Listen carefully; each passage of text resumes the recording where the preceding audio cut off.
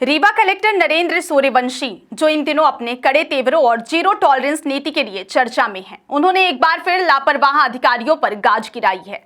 प्रशासन में अनुशासन का डंडा चलाते हुए कलेक्टर ने 2 छात्रावास अधीक्षकों के खिलाफ बड़ी दंडात्मक कार्रवाई की है। यह कार्रवाई न केवल उन अधिकारियों के लिए एक सबक है, बल्कि पूरे प्रशासनिक अमले के लिए एक कड़ा संदेश है कि कर्तव्यों के प्रति कोताही अब बर्दाश्त नहीं की जाएगी।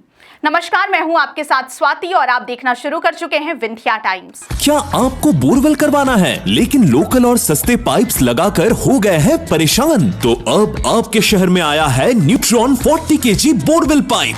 दमदार क्वालिटी के साथ 10 साल की गारंटी, ज्यादा मजबूती और लंबी उम्र का वादा। तो अगली बार बोरवेल करवाएं, केसिंग पाइप सिर्फ न्यूट्रॉन 40 kg ही लगवाएं। रीवा कलेक्टर नरेंद्र सूर्यवंशी एक बार फिर अपने सख्त प्रशासनिक फैसलों को लेकर चर्चा में हैं। जिले में लगातार हो रहे आकस्मिक निरीक्षणों और लापरवाह अधिकारियों कर्मचारियों पर कार्रवाई के बीच अब 2 अधीक्षकों पर बड़ी अनुशासनात्मक कार्रवाई की गई है। कलेक्टर ने अनुसूचित जनजाति कन्या आश्रम फूल की अधीक्षिका मैनाबाई साकेत और अनुसूचित जनजाति बालक आश्रम लालगांव के अधीक्षक गणेश प्रसाद शुक्ला की 2-2 वार्षिक वेतन वृद्धियां असंचयी प्रभाव से रोकने के आदेश जारी किए हैं। इस कार्रवाई के बाद जिले के शासकीय संस्थानों में हड़कंप मच गया और कर्मचारियों में जवाबदेही को लेकर नई चर्चा शुरू हो गई है। दरअसल कलेक्टर नरेंद्र कुमार सूर्यवंशी द्वारा जिले के विभिन्न शासकीय संस्थानों का लगातार औचक निरीक्षण किया जा रहा है। इसी क्रम में जब उन्होंने अनुसूचित जनजाति कन्या आश्रम फूल का निरीक्षण किया तो वहां की स्थिति बेहद लापरवाह मिली।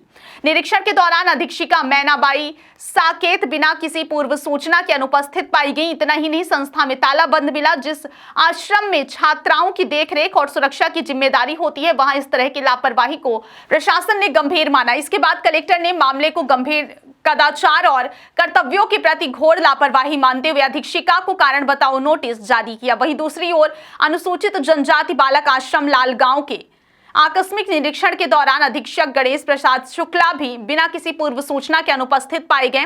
आश्रम संचालन जैसी महत्वपूर्ण जिम्मेदारी वाले पद पर रहते हुए बिना सूचना अनुपस्थित रहना प्रशासनिक नियमों का उल्लंघन माना गया। कलेक्टर ने इस मामले में भी अधीक्षक को कारण बताओ नोटिस जारी कर जवाब मांगा था, लेकिन दोनों अधिकारियों की ओर से दिए गए जवाब प्रशासन को संतोषजनक नहीं लगे, जिसके बाद कलेक्टर ने सख्त कदम उठाते हुए दोनों की 2 वार्षिक वेतन वृद्धियां असंचयी प्रभाव से रोकने का आदेश जारी कर दिया। कलेक्टर कार्यालय से जारी आदेश में स्पष्ट कहा गया है कि यह कार्रवाई मध्य प्रदेश सिविल सेवा वर्गीकरण नियंत्रण एवं अपील नियम 1966 के तहत की गई है। प्रशासन का कहना है कि शासकीय संस्थानों में अनुशासन और जिम्मेदारी बनाए रखना बेहद जरूरी है, खासकर उन संस्थानों में जहां आदिवासी छात्राओं के भविष्य और सुरक्षा की जिम्मेदारी प्रशासन के कंधों पर होती है। ऐसे में किसी भी प्रकार की लापरवाही को बर्दाश्त नहीं किया जाएगा। कलेक्टर नरेंद्र कुमार सूर्यवंशी के लगातार सख्त फैसलों से यह साफ संकेत मिल रहा है कि जिले में अब काम में लापरवाही करने वाले अधिकारियों और कर्मचारियों पर कार्रवाई तय है। पिछले कुछ दिनों से वे लगातार स्कूलों, आश्रमों और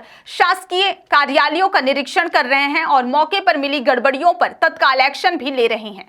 यही वजह है कि प्रशासनिक अमले में हड़कंप की स्थिति बनी हुई है। इस कार्रवाई को लेकर जिले में तरह तरह की चर्चाएं भी शुरू हो गई हैं। कुछ लोग इसे प्रशासनिक सख्ती और व्यवस्था सुधारने की दिशा में बड़ा कदम बता रहे, तो वहीं कर्मचारी संगठनों में नाराजगी भी देखने को मिल रही। हालांकि प्रशासन का स्पष्ट कहना है कि सरकारी जिम्मेदारियों से लापरवाही किसी भी कीमत पर स्वीकार नहीं की जाएगी। फिलहाल कलेक्टर की इस कार्रवाई ने यह संदेश जरूर दे दिया है कि अब सरकारी संस्थानों में केवल उपस्थिति ही नहीं बल्कि जिम्मेदारी और जवाबदेही भी सुनिश्चित करनी होगी।